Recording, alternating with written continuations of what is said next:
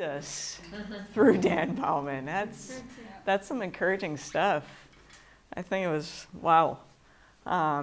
It's really cool to have people come through that just really are living it out, hey? Just being awesome examples to us and being able to, just like focus us back into the main thing, Jesus. And just being sons and daughters. So, well, good. Really cool. Yes, you guys read yesterday all the way up to Solomon. What did you guys think so far?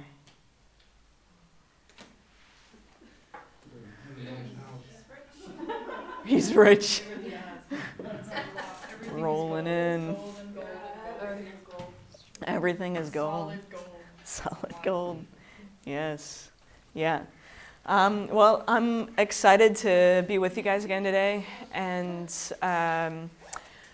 maybe just before we dive in, yesterday I was reading a psalm, and I thought, oh man, it's kind of fitting for this legacy theme that we've been going through. I know you guys are reading through the Psalms on your own. I have a feeling you haven't gotten to this one yet. It's Psalm 146. Maybe we can just all turn to it.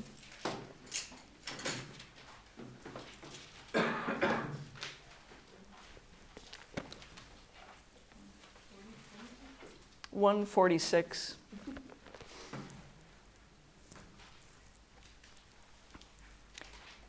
Yeah, let's turn to the person next to us and let's just one of us read that, and then let's pray for each other today. I like to start the day with that. So Psalm 146.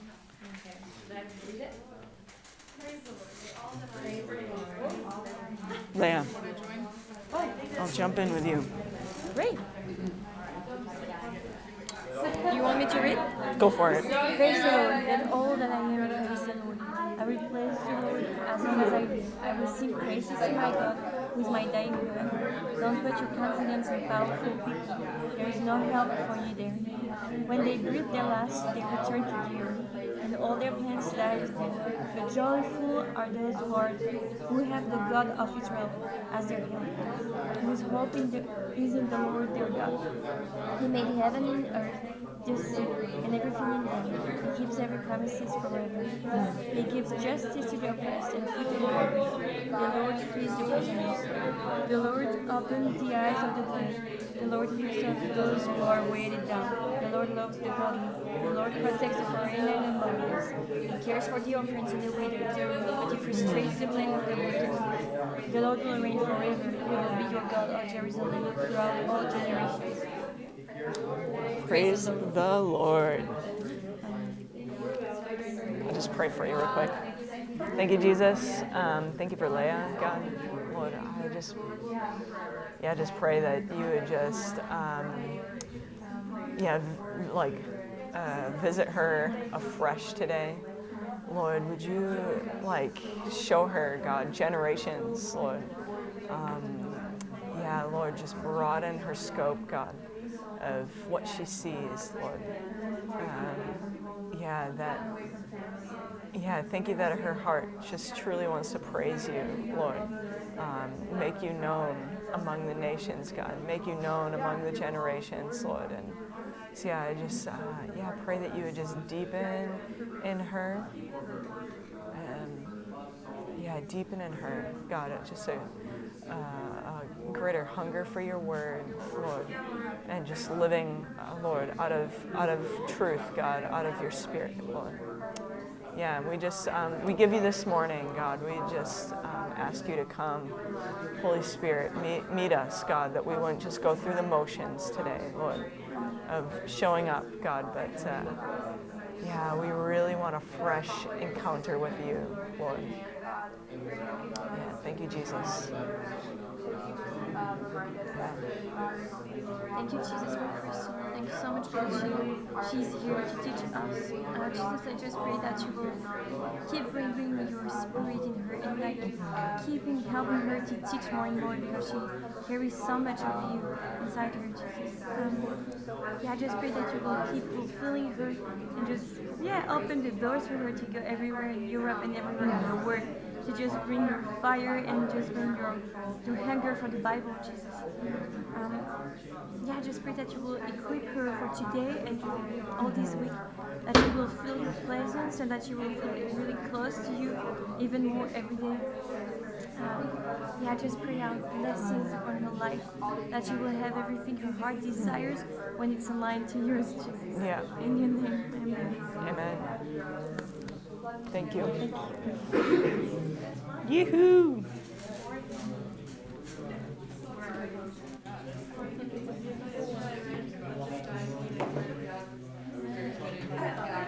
Very fitting, right? I know, it's like, whoa, man, that's like, right?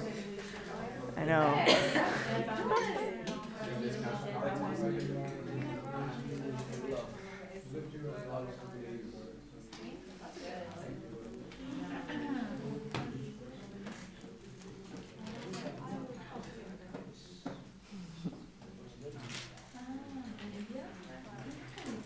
Yeah.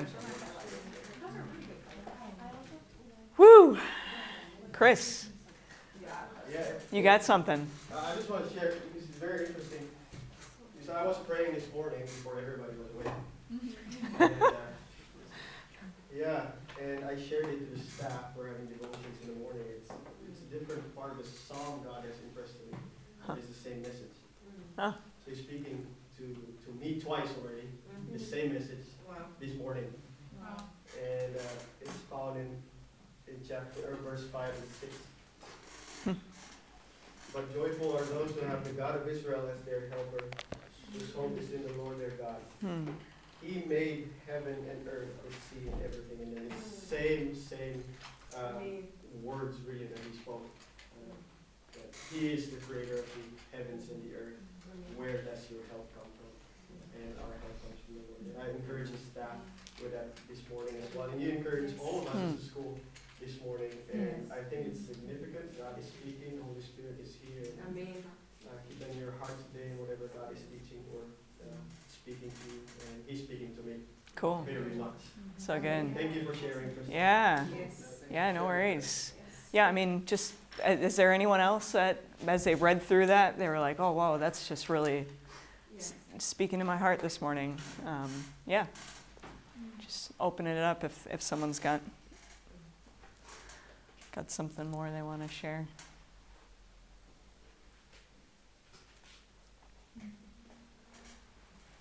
I really love that part of God is the one faithful forever.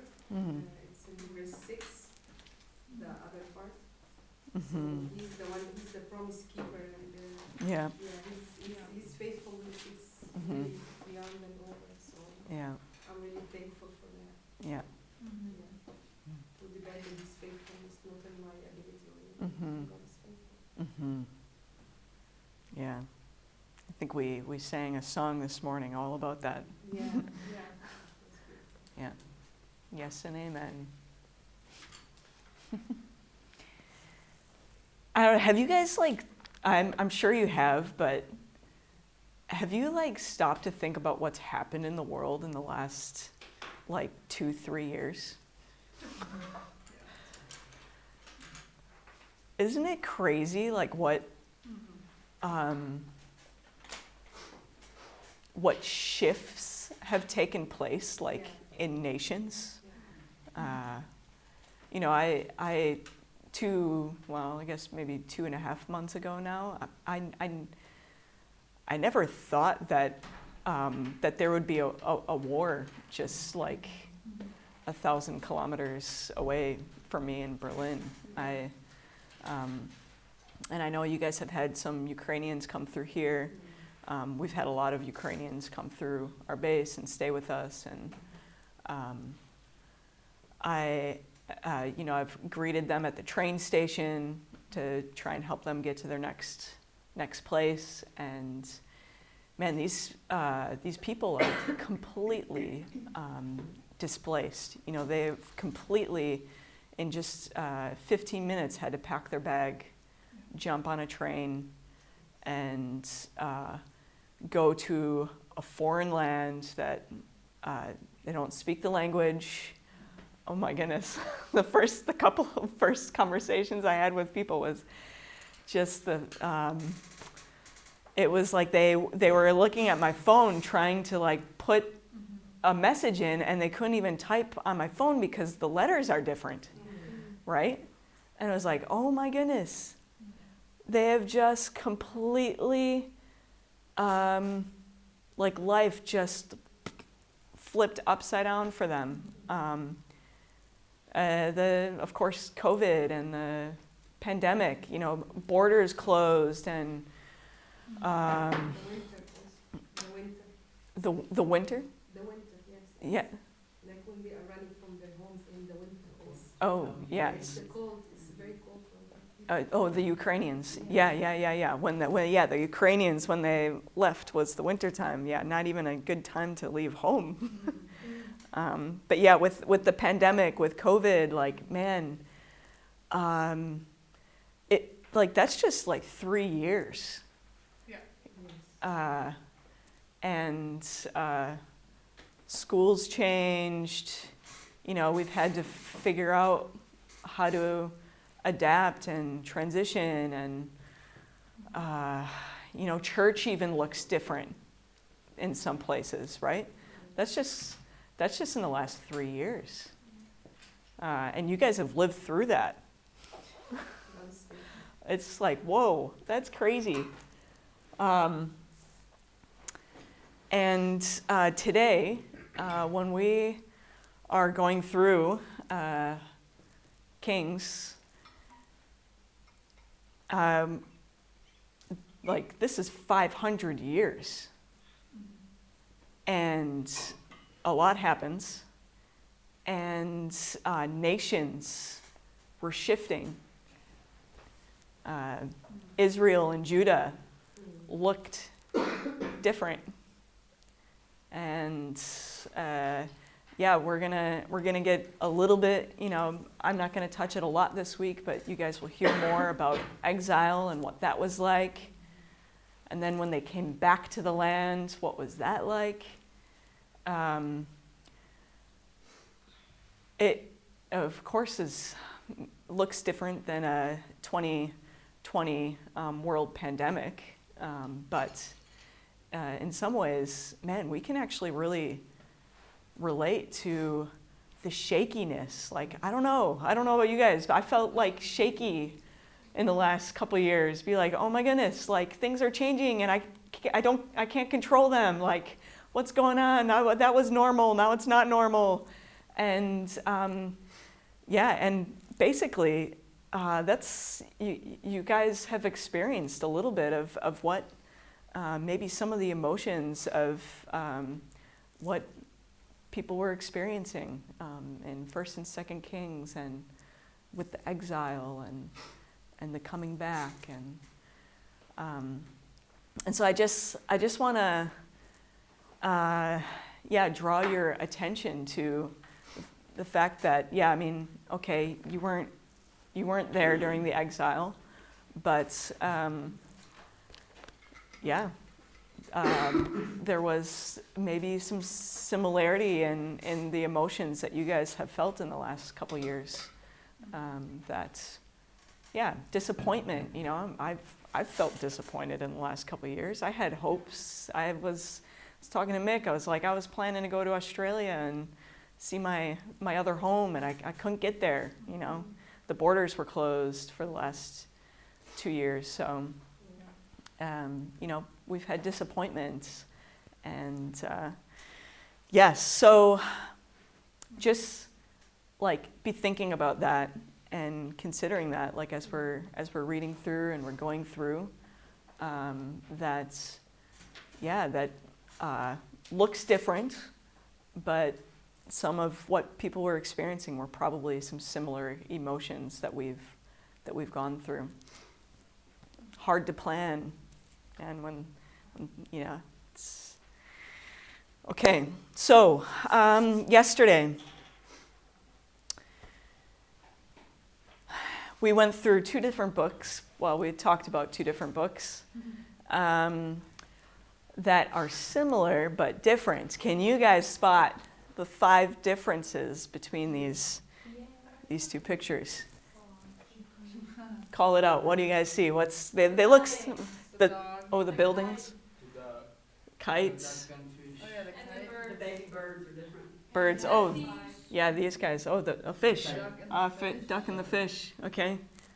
The kite's different. Yep, the kites. Yep. Uh-huh. The dog Oh, and the girl. hello, dog and a girl. Those are 2 very different things. Okay, did we get them all? Okay, awesome, nice job. Okay, so yesterday we went through Chronicles and Kings, or we talked a bit about both.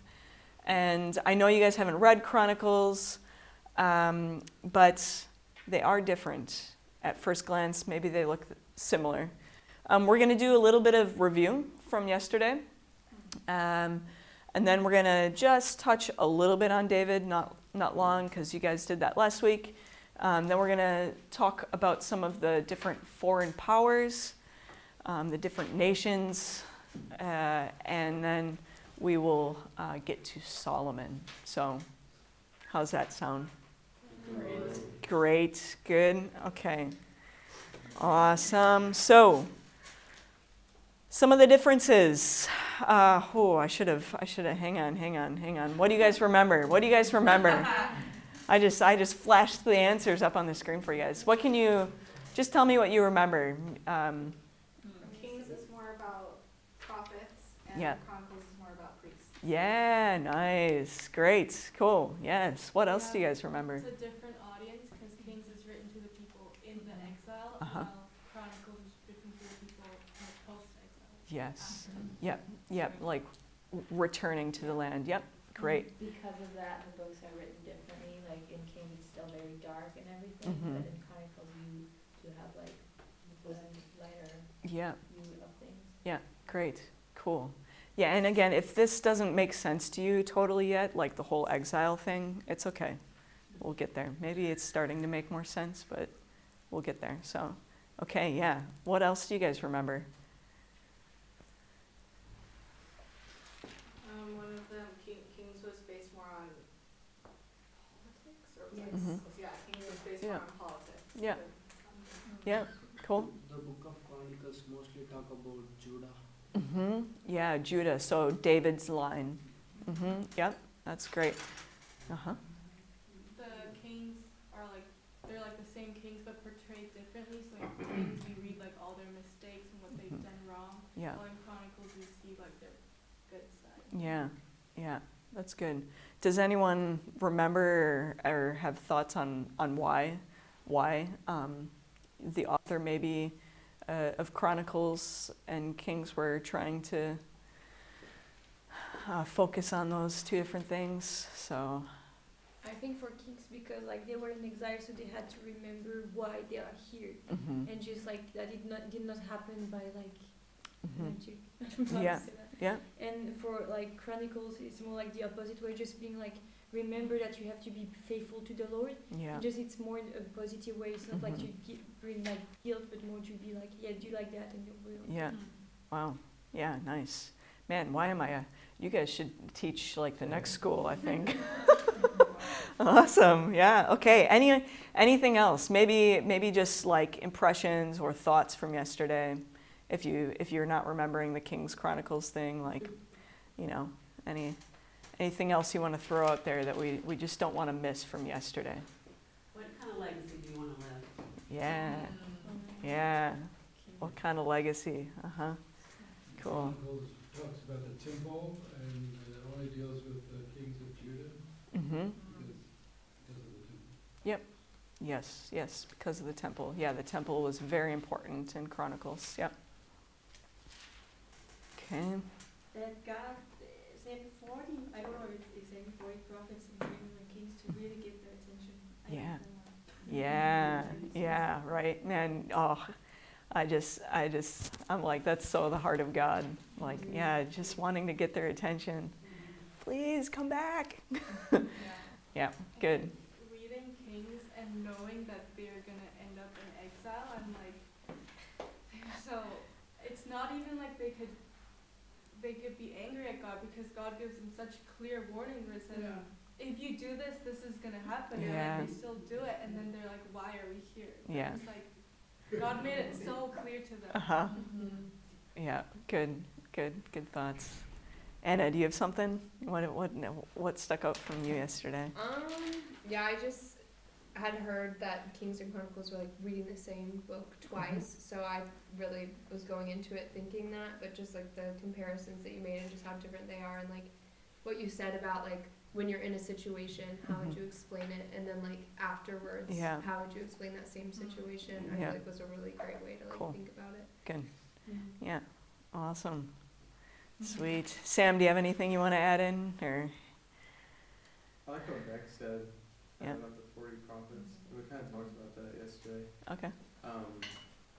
It's like the link between tribulation and revelation. Like even on our darkest day, God's still up to something, still working. So just even in the midst of the evil, there's still prophets and God's still working. Yeah. I really like that. Yeah, so true.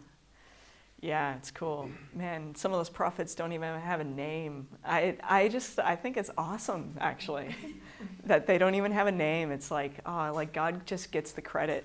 So, yeah. Hey, Christopher. Yeah, for myself, like I remember in Kings, I wasn't at the reading yesterday.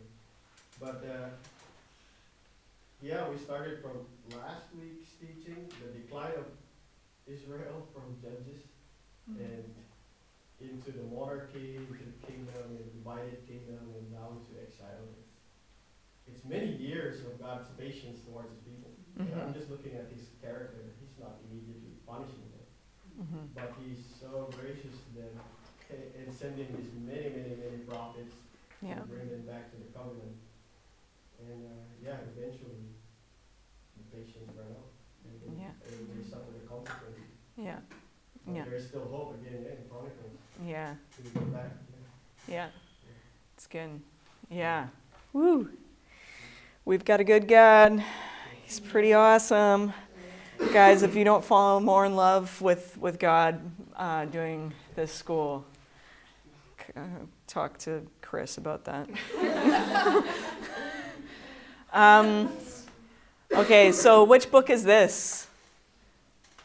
This was maybe the main idea of the book. Kings, yes. So, main idea of Kings. Hey, guys, you were disobedient. This is what led us into this position that we're in right now. Okay? And then Chronicles, right? Okay, hey, let's remember like God's promises. Let's remember the things that He's promised us, and let's not do that again. Let's not repeat the past. Okay? Yeah. So, right, the beginning of the book of Kings, there's a temple.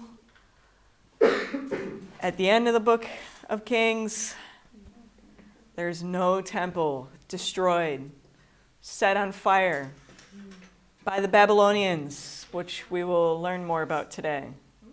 Okay? Beginning of Kings, they were in the land, living it up. Woo! We made it. Promised land.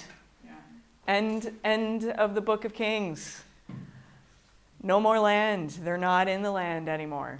They have been kicked out from their land. Beginning of the book of Kings. They've got a king. David, his son Solomon. The end of the book of Kings. Israel, Judah no longer have a king. They are being ruled over. Okay.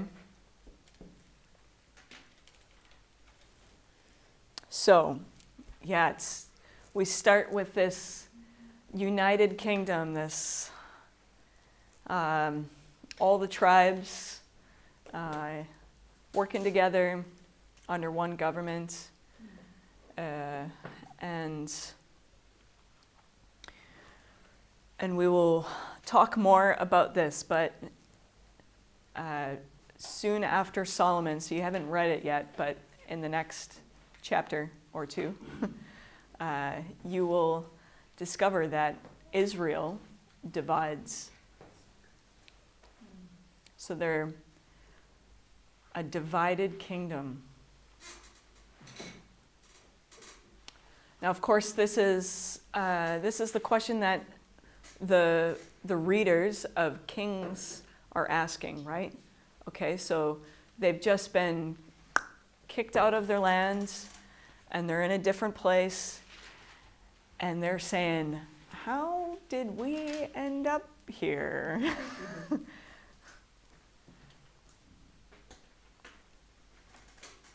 Yeah.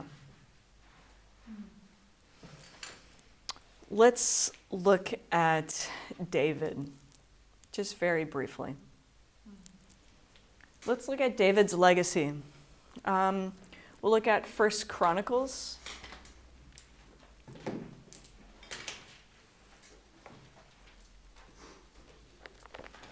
1 Chronicles 29.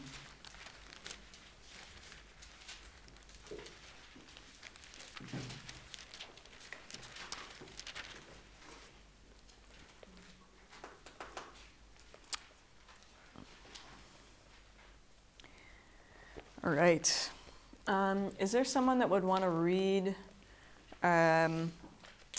verses 10 all the way to 20? Yeah? 29, 10. So 1 Chronicles 29, 10 to 20. Then David praised the Lord in the presence of the whole assembly. O Lord, the God of our ancestor Israel, may you be praised forever and ever. Yours, O Lord, the greatness, the power, the glory, the victory, and the majesty. Everything in the heavens and on earth is yours, O Lord, and this is your kingdom. We adore you as the one who is over all things. Wealth and honor come from you alone, and you rule over everything. Power and might are in your hand, and at your discretion people are made great and given strength. O our God, we thank you and praise your glorious name. But who am I and who are my people, that we could give anything to you? Everything we have has come from you, and we give you only what you first gave us. We are here for only a moment, visitors and strangers in the land as ancestors were before us. Our days on earth are like a passing shadow, gone so soon God breaks. O Lord our God, even this material we have gathered to build a temple to honor your holy name comes from you. It all belongs to you. I know, my God, that you examine our hearts and rejoice when we find integrity there. You know I have done all this with good motives, and I have watched your people offer their gifts willingly and joyously. O Lord, the God of our ancestors, Abraham, Isaac, and Israel, make your people always want to obey you. See to it that their love for you never changes. Give my son Solomon the wholehearted desire to obey all of your commands, laws, and decrees, and do everything necessary to build this temple for which I have made these preparations. Then David said to the whole assembly, give praise to the Lord your God. And the entire assembly praised the Lord, the God of their ancestors, and they bowed low and knelt before the Lord and the king. Isn't that cool? I just think it's a really awesome prayer of praise, and I mean you can just really see like David's heart there for the Lord and for the future. You look at verse 19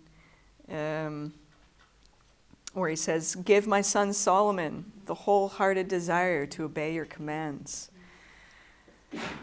laws and decrees, and to do everything necessary to build this temple for which I've made these preparations. Like you can see David's heart, right? He's like, oh man, like I just love the Lord and I want to set my people up well. Let's look at a response that the Lord made to Solomon. So we're going to jump to 1 Kings. chapter 9.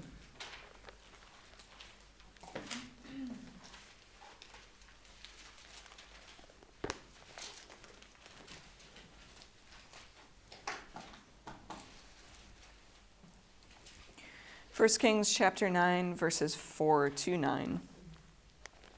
So this is, so Solomon dedicates the temple. You guys read this yesterday. So Solomon builds the temple and then dedicates the temple. And this is the Lord's response to Solomon, like as he finished building the temple. So could someone read verses 4 to 9? As for you, if you will follow me with your integrity and godliness, as David your father did, obeying all my commands, decrees, and regulations, then I will establish the throne of your dynasty over Israel forever. But for I made this promise to your father David, one of your descendants will always sit on the throne of Israel. But if you or your descendants abandon me and disobey the commands and decrees I have given you, and if you serve and worship other gods, then I will uproot Israel from this land that I have given them. I will reject this temple that I have made holy to honor my name. I will make Israel an object of mockery and ridicule among the nations. And though this temple is impressive now, all who pass by will be appalled and will shake their heads in amazement. They will ask, why did the Lord do such terrible things to this land and to this temple? And the answer will be, because his people abandoned the Lord their God, who brought their ancestors out of Egypt, and they worshipped other gods instead and bowed down to them. That is why the Lord has brought all these disasters on them. Yeah, so you can see the Lord also giving a bit of some warning to Solomon there too, you know. And so unfortunately, like they didn't follow God's commands. They did worship other gods. And so God uses some nations that we're going to learn a bit more about now to bring that judgment on Israel. So there's a video here. I might show it twice because it goes pretty fast, and I'm not going to show the whole thing. This is a map of Israel, and you can kind of see the nations around and who are some of the world powers that will end up coming to conquer Israel and Judah. So okay, so I'll play it twice because it's fast. No sound. Don't worry about the sound.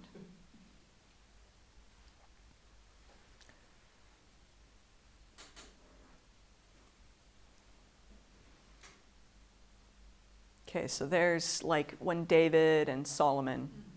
Okay. And then comes the Assyrians. And then the Babylonians, and you can see Israel, the nation, and the Persians. Okay? So I'll stop it there, and then I'll play it again.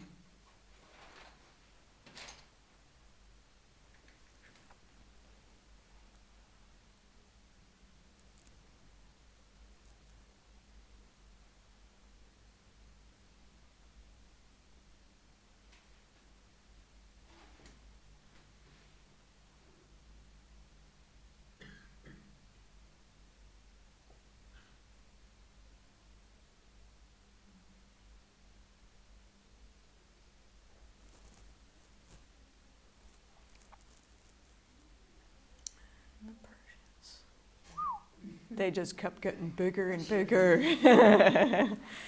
Yes. Okay, so we're going to stop it there, but I hope we're going to look at more maps. You gotta tell us who the blue was, the final blue. Sorry? Who was the blue? Yeah, Greek. Probably Greek. I think Greek. I'm sorry, I didn't mean to interrupt you. Oh, it's okay. I was curious. Let's see what it says, but I'm pretty sure it should be. Greek, Macedonian, And Rome. Yeah. Sorry. Okay, so yes, so how did we end up here? These other nations. Okay, I've got something for you guys. We're going to do a little something, something.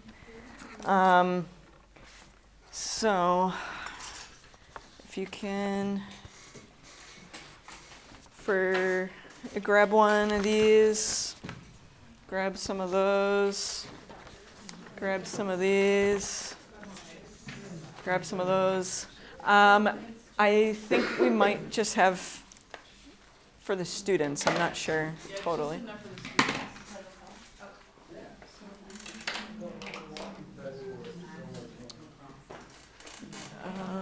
We'll pass one of those guys.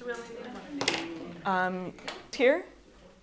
And a little map. I hope you can identify where Israel is. If not, that's great that we're doing this.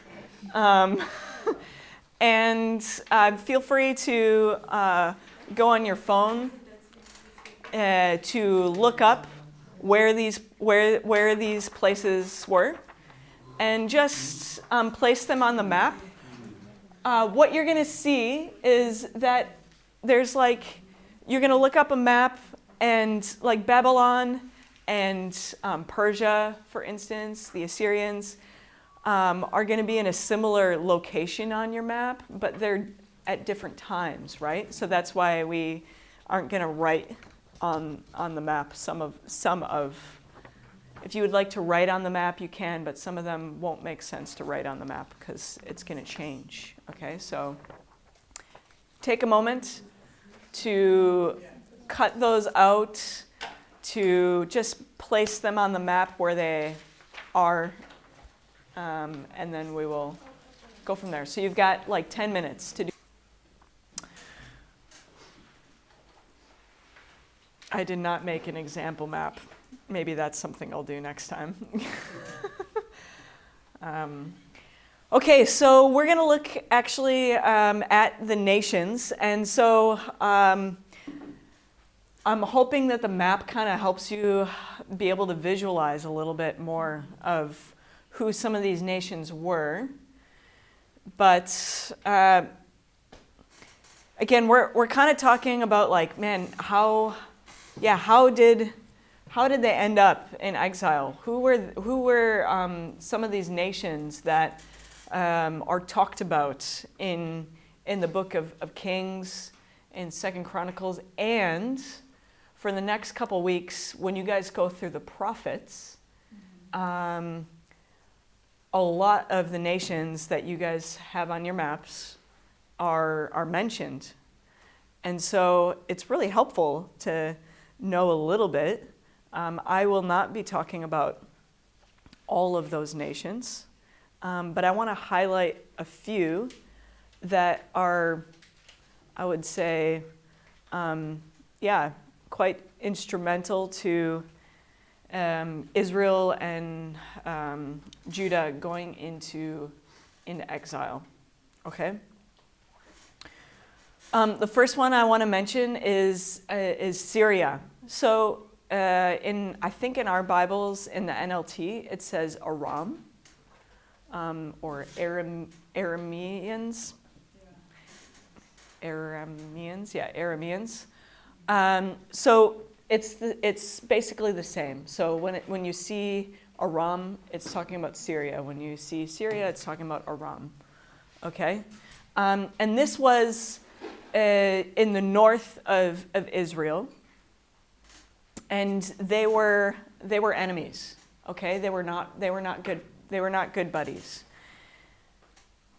Then there was this big power from the east coming in, and was a huge threat to Syria and Israel and Judah, and so eventually this big threat took control of Syria. Does anyone know what nation might have done that? If you do, I will be amazed. But, Does anyone know who conquered Syria? Oh, yeah, Assyria. She did say it. Nice job, Michelle. Nice. Okay, so the Assyrians. I got to tell you about these guys. They were actually first mentioned in Genesis, so they were around for a long time. But at that point, it was a really small territory. You know, it wasn't like a huge nation. It was small, and they're up by the Tigris and the Euphrates. So if you see the little rivers on your map, that's where those guys were. Maybe you want to pick a color guy and, I don't know, put them on the map as the Assyrians. But so they were really small. And then during David's time, they started to gain a little bit more strength. And they expanded to the Mediterranean. But they didn't get like huge. They had a lot of internal conflicts. And and it wasn't really until later, like during around like the really bad at years, but around like the chapter like 14, 15 in Kings. They started to gain a lot more strength. And eventually, in 721, they laid siege and conquered Samaria, which is Israel. Okay? So, so they became this huge world power. And all the nations around Assyria like trembled with fear thinking about the Assyrians. These guys were not nice guys. They were really, really horrible. And I will tell you in a moment what that actually looked like. But eventually Israel and Judah had to pay tribute to the Assyrians. And and eventually the Assyrians completely wiped out Israel. And paying tribute. I want you guys to really pay attention when you are reading through Kings, how often this comes up in Kings. Now, paying tribute, what is that? To me, it kind of looks a little bit like this picture here. You've got a nation that kind of looks big and powerful, and they go to the little guys and they say, hey, give me your lunch money. Or else, okay? I don't know. I'm not sure what other way to put it, but it's like the big bully in school that makes a threat and says, hey, if you don't do this for me, then I'm gonna come and whatever, like, steal your lunch money. So it's a big power that little guys are kind of afraid of, and so they say, "Hey, pay us, and then we won't attack you guys, or we'll be kind of not really friends, but we won't do as bad of things as we would if you don't give us something." So Israel and Judah, again, Israel and Judah ended up having to pay tribute to different nations. And pay attention to this too, because it kind of shows you a little bit, when you see countries paying tribute, it's like, okay, there's something going on in this country that's maybe they're not as strong as in terms of power, maybe not as strong as that country that's demanding the tribute. And so, yeah, so these, you'll see that at different times, the Lord inviting Israel and Judah to trust in the Lord and to not trust in the surrounding nations, to not pay tribute, but to actually like really trust that God is going to be the one that protects them, that God is going to be the one that provides for them. And so when you're reading through, you'll see that God is like really trying to make this invitation to Israel and Judah to trust him, and to not trust in these other nations. But that doesn't always happen. So, yeah. Any questions about paying tribute?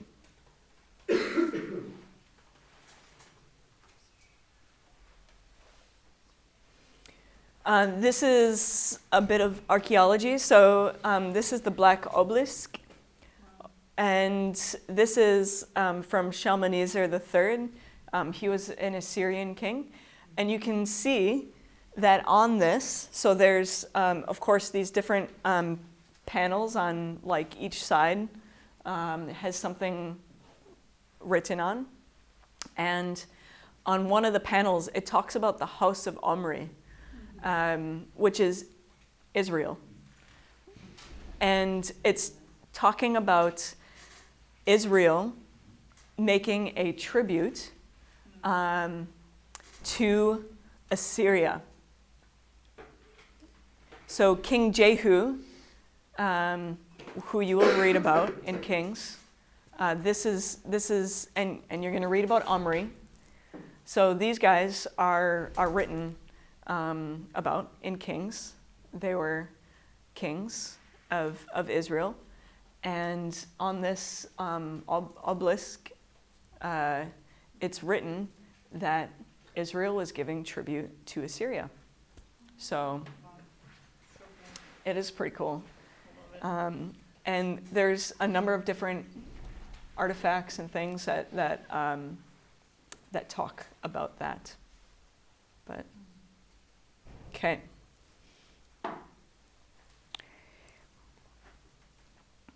So, Assyria, like I said, Assyria was the ones that conquered Israel and brought them into this exile. So remember, I've shown you a couple pictures, and I've mentioned that there's, after Solomon, the kingdom is going to divide. Okay, it's going to split into two. There's this northern kingdom, which is called Israel, and there's this southern kingdom, which is called Judah. Okay, so it's going to divide Israel and Judah, northern kingdom, southern kingdom. And so the northern kingdom gets totally wiped out by the Assyrians, okay? So Israel is being kicked out by the Assyrian Empire, which means for the Assyrians that they would take people living on the land and ship them off somewhere else into the empire, okay?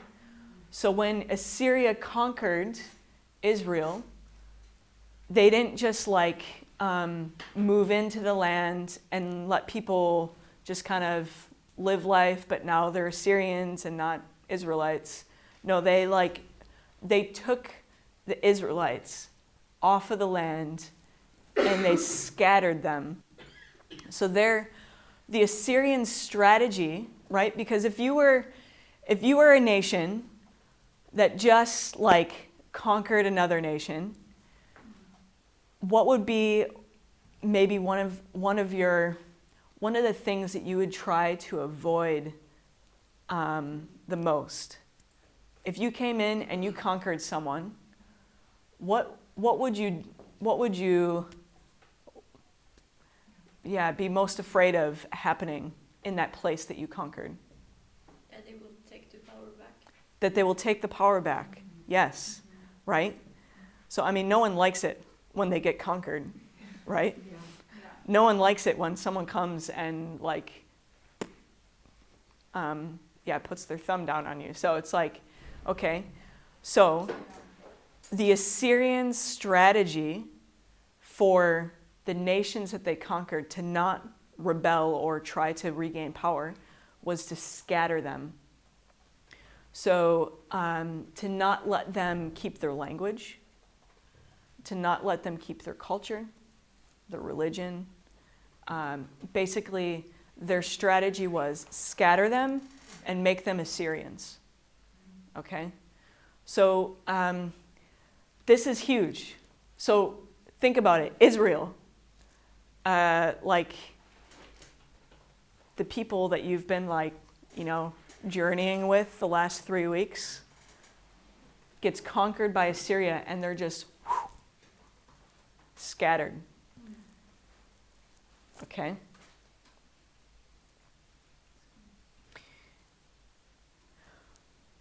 Yeah.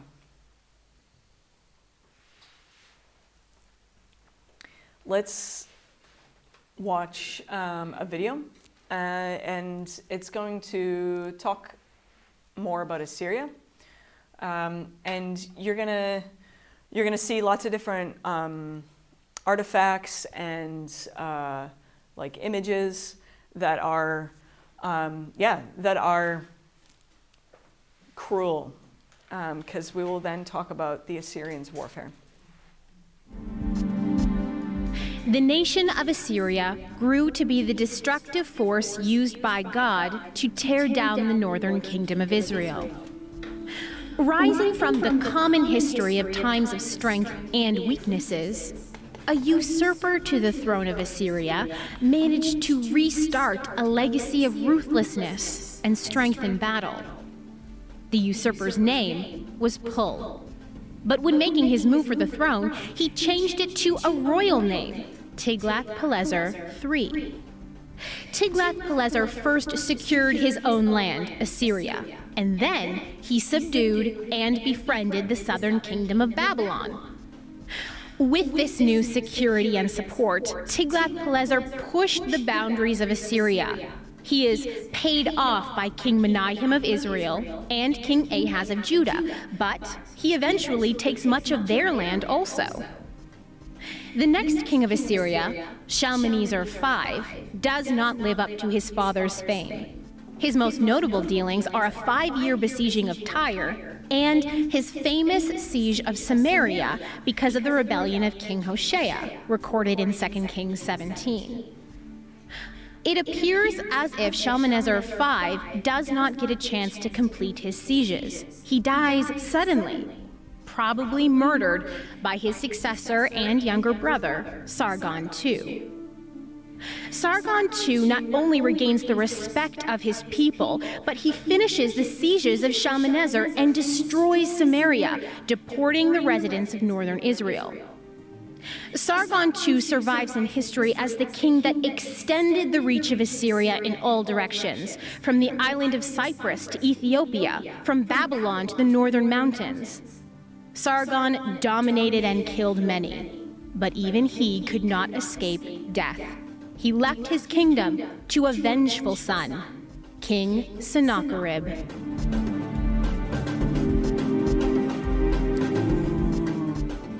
King Sennacherib. Okay, so the Assyrians were not nice. Okay, if you yeah, if you were a nation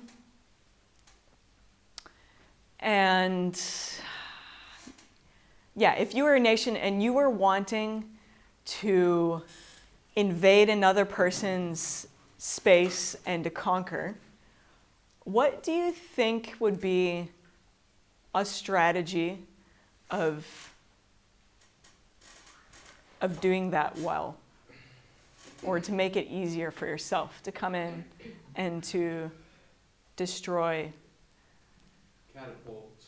Catapults, yeah. Yeah. They definitely had catapults. Yeah. Like a tool of war. Like this thing. That. A cannon? Yes, a cannon. Okay. Okay. Like Okay, what if, Same thing.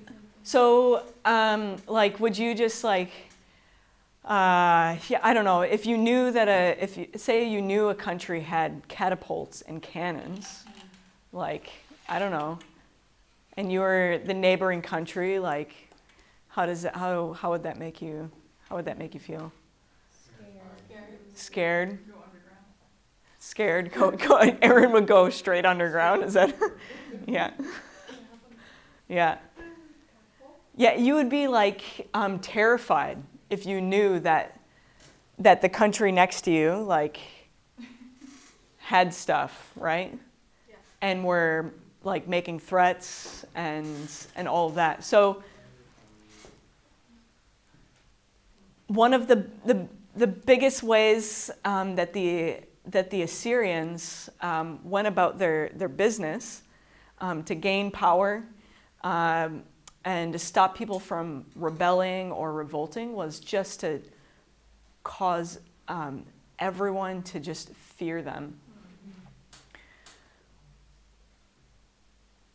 Yeah, they were absolutely famous for their cruelty. You can look it up. It's like when you research the Assyrians, it's like Assyrians equals cruelty. They were disgustingly horrible. It was their main tactic, their main strategy of war was just to create fear of the surrounding nations. Now, if you look on your map, like Assyria isn't like super far away from Israel and Judah.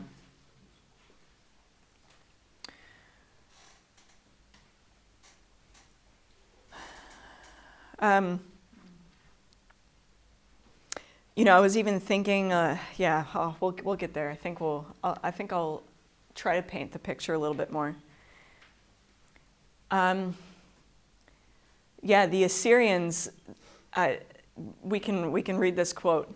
This is what one of the kings of Assyria said. He said, "I built a pillar at the city gate, and I filleted." That means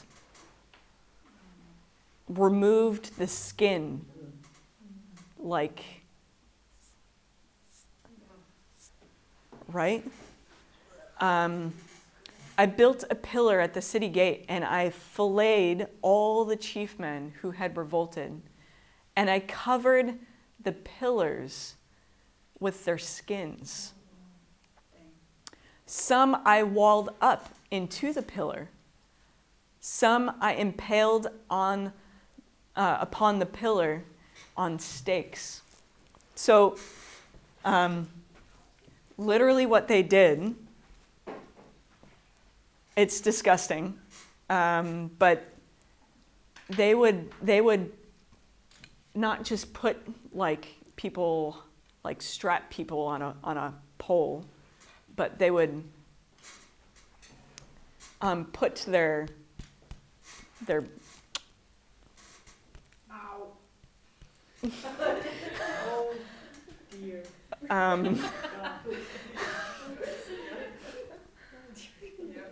They would literally put them on the pole and just kind of let it go up into them. So it was slow until they died. So it was slow, it was painful, it was brutally disgusting, right? Okay. I'll move that so we don't have to think about it too long. But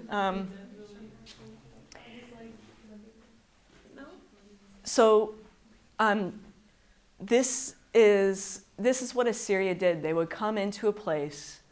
They would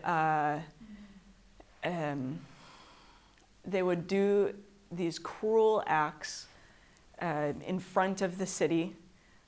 Put people on the stake, on the pole, so that all the other neighboring nations around could see and would tremble with fear.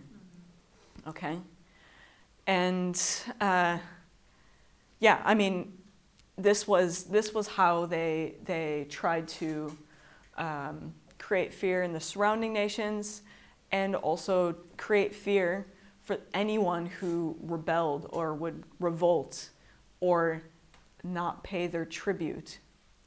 Okay? So, and this is what happened to Israel. They were conquered by the Assyrians. They stopped paying their tribute, and the Assyrians came and just completely tortured. And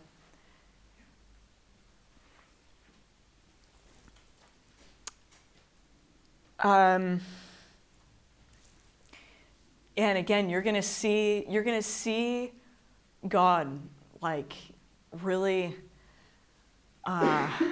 trying to call Israel back, like trying to call them back into faithfulness and trusting in the Lord. Unfortunately, that did not happen for Israel.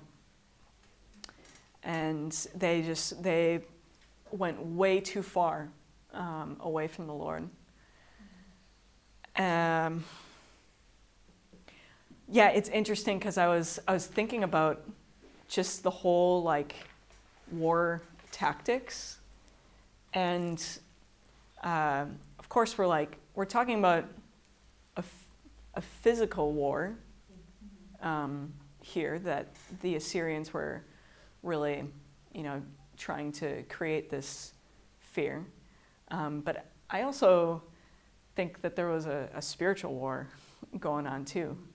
And, I was thinking about today and how the enemy's tactics really haven't changed. I don't know how many of you guys struggle with fear or anxiety, but I think it's a real thing that the enemy still tries to pull us away from the Lord and cause us to fear. And the Lord is still making that same invitation to us today, to trust Him, to have confidence in His character, to have confidence in His faithfulness. And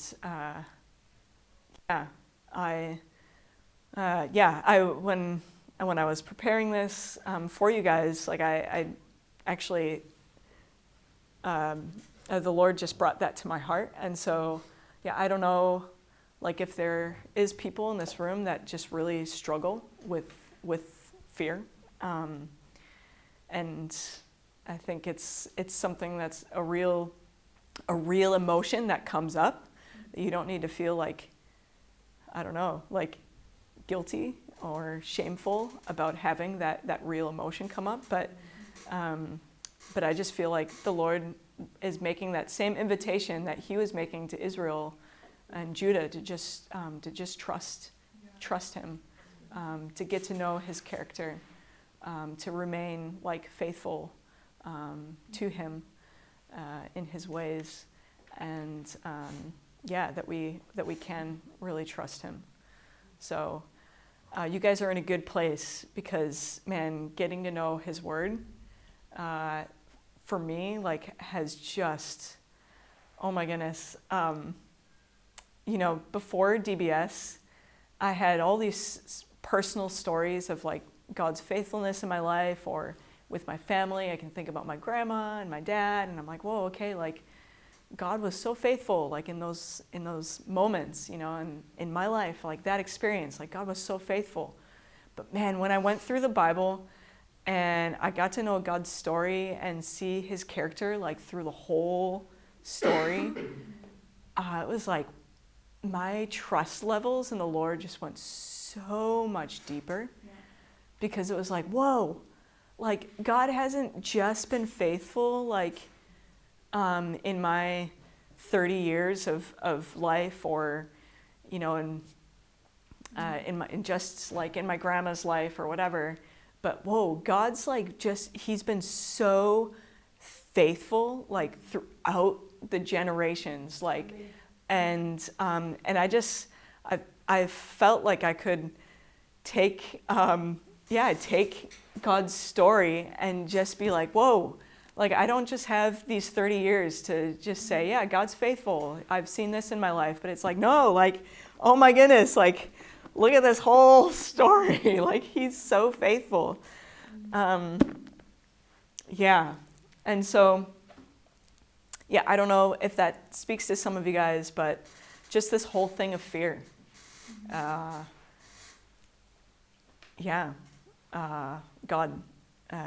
really wants to show his character to us, and makes that same invitation to us to trust him. So, okay. How's that? Good? So, Assyria didn't last forever. It was eventually taken over by the Babylonians. So the Babylonians, they were also around for a long time, but they were small when the Assyrians were in power. They were oppressed by the Assyrians, so they were small. But then eventually, they started to gain power. So they had someone come in who just like really rallied people, and they made lots of different alliances with some other countries. And they eventually came and they took over Assyria. Okay, so the Assyrians were taken over by the Babylonians. And we'll see, eventually Babylon will also be gone.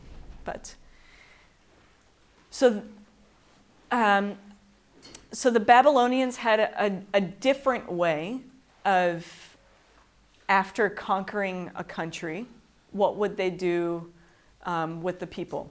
So where the Assyrians came in and they conquered a country, and they just completely scattered the people, and basically, like in lots of different parts, and tried to not have them stay in their groups. Whereas the Babylonians, their way of conquering and deporting the people, taking the people out of the land, was that they took all of the leadership and the influential people. So basically the people that kind of held a lot of influence in the society, they came and they took those people and took them out of the land, and they left the poor and the farmers, and so they took the influential people out, so that basically the culture and the society in the land would collapse or drop, and then they moved their people in. Okay, so basically you've got, like I said, Israel, northern kingdom, taken by the Assyrians. Judah, southern kingdom, they were taken by the Babylonians. Okay, so David's line was conquered by the Babylonians. And so this is what happened to Judah, the southern kingdom. The Babylonians came, conquered them, and they took out all the influential people, the people that carried leadership, and they left the poor to farm the land.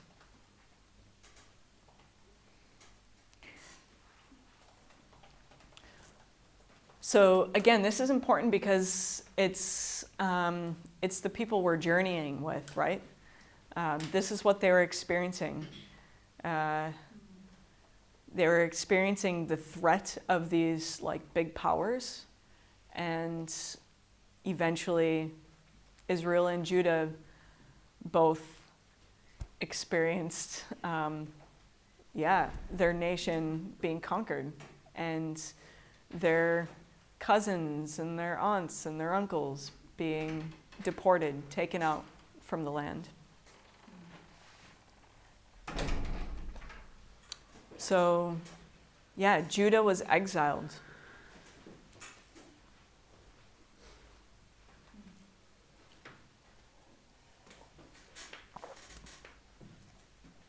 Gone, no more land. Let's look at Deuteronomy 30.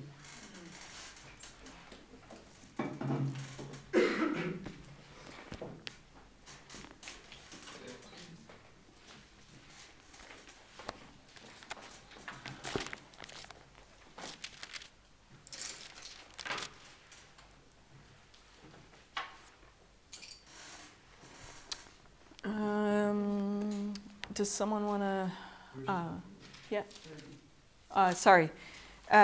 Deuteronomy 30, and then verses 1 to 10. Could someone read that? Yeah, I can read it. Awesome, thank you. In the future, when you experience all these blessings and curses I have listed for you, and when you are living among the nations to which the Lord your God has exiled you, take to heart all these instructions. If at that time you and your children return to the Lord your God, and if you obey with all your heart and all your soul and all the commands I have given you today, then the Lord your God will restore your fortunes. He will have mercy on you and gather you back from all the nations where he has scattered you. Even though you are banished to the ends of the earth, the Lord your God will gather you from there and bring you back again. The Lord your God will return you to the land that belonged to your ancestors, and you will possess that land again.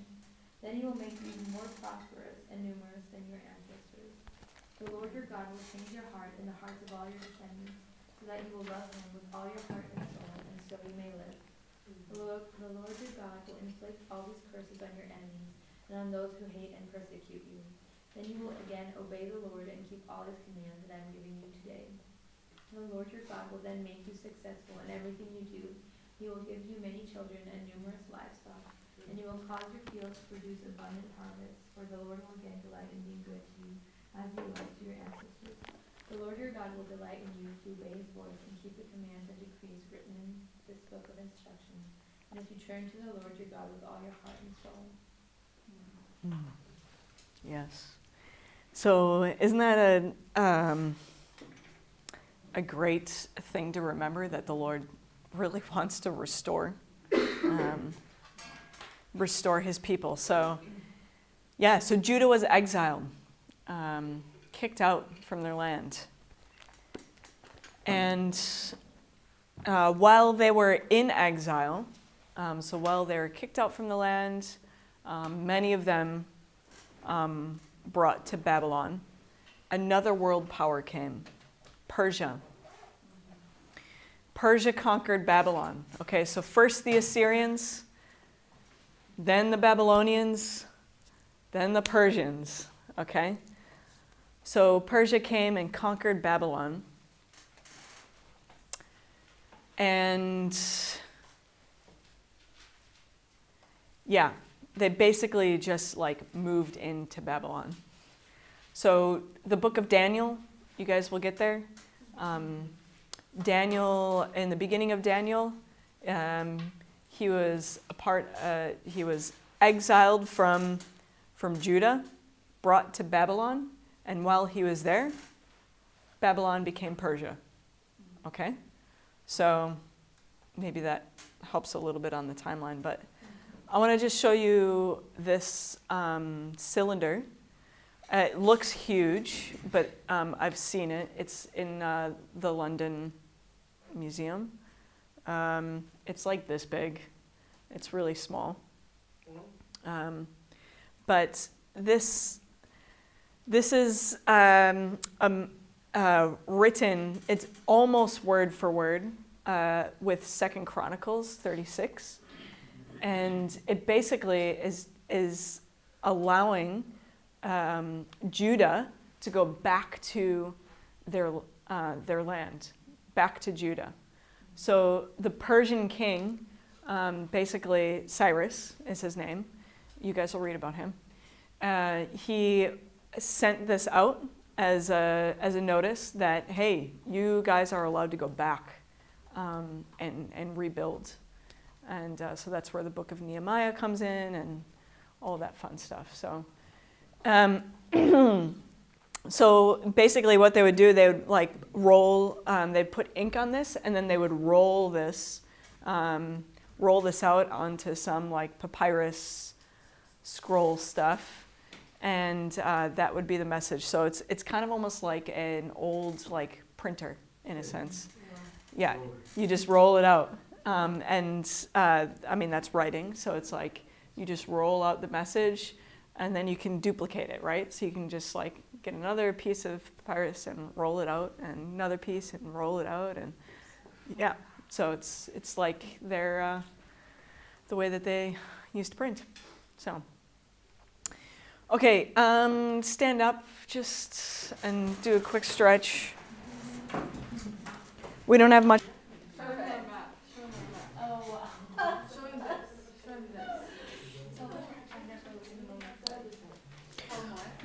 All right. Okay. So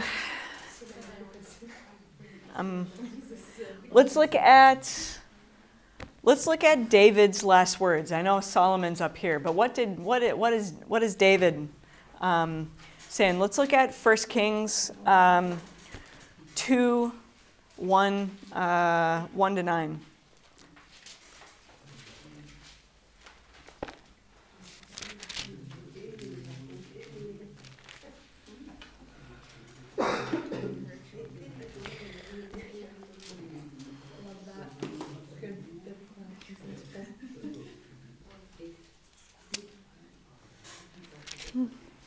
So here we've got David's last words to Solomon. And David is basically, he's trying to set up a good foundation, a secure kingdom for Solomon. We're not going to read all of that, but basically he's trying to set up a good, get Solomon off to a good start. Okay, let's look at 1 Chronicles 29.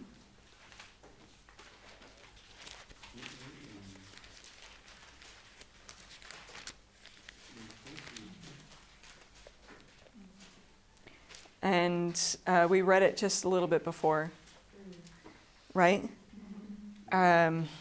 David praying out to the Lord, and asking the Lord to just continue to be with people, Israel, and to be with his son Solomon.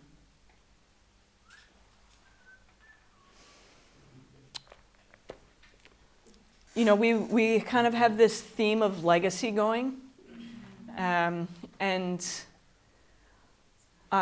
just a question that I would love for you guys to think a little bit on would be, what would be your last words? I know that's like it's a bit of a big question. You might not be able to answer that right now, but really, how are you setting up, the next generation up for success? How are you setting up the next generation for success? And, you can see you can see David trying to build this firm foundation for Solomon. And just how important it was for David to do that.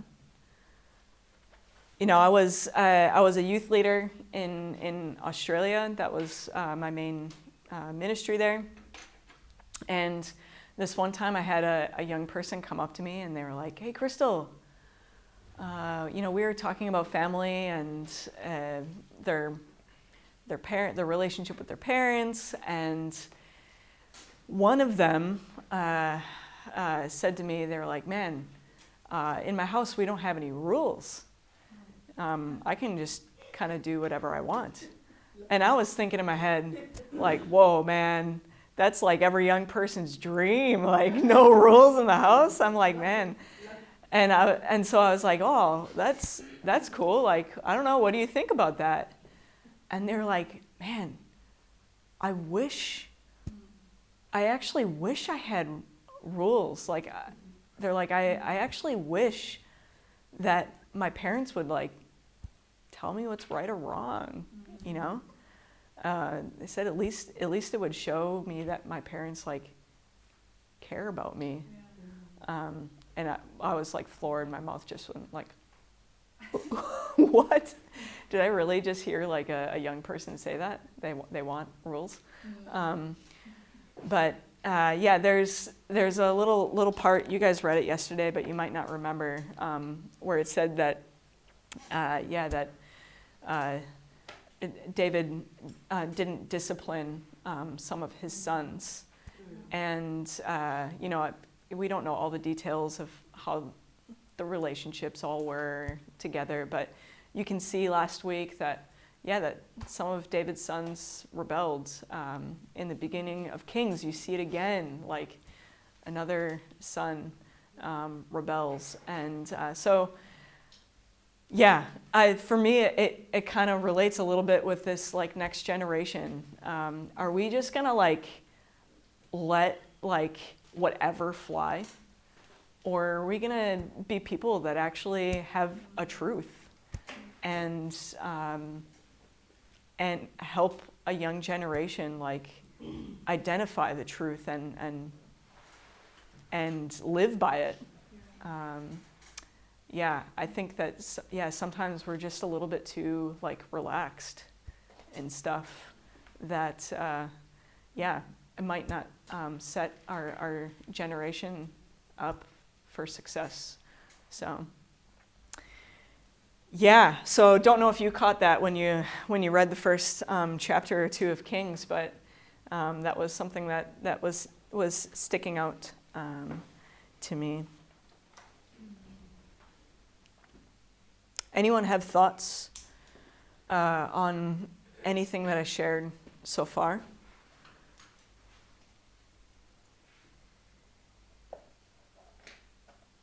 Has anyone ever... Oh, Chris, did you put your hand up? Oh, yeah. I was just thinking about these world empires. If you kind of think about it and slow down really to think about it, it took them hundreds of years. It's a long period of time for an empire to rise and to fall. And it's very interesting for me because the empire, or the kingdom of the north, Israel, 722 BC, they were taken up into exile to Assyria. And a few hundred years later, it was the kingdom of south, Judah. I mean, I'm like thinking they have seen their brothers and sisters taken into exile, and they were not. They didn't even took that as a warning, for example.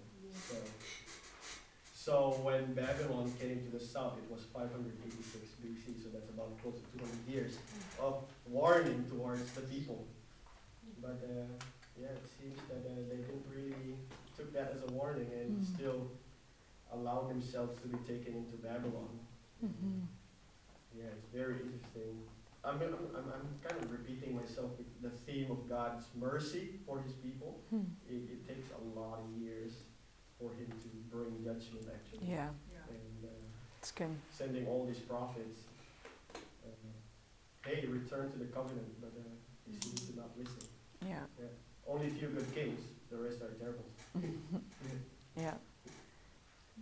Yeah, thanks. Thanks, Chris. Yeah, I think that is really important to remember that it's, we're talking about a lot of time. Yeah. So I know I just whipped through that in just 30, 45 minutes, but yeah, it's a long time, so. Krystal, I know, can we come from this?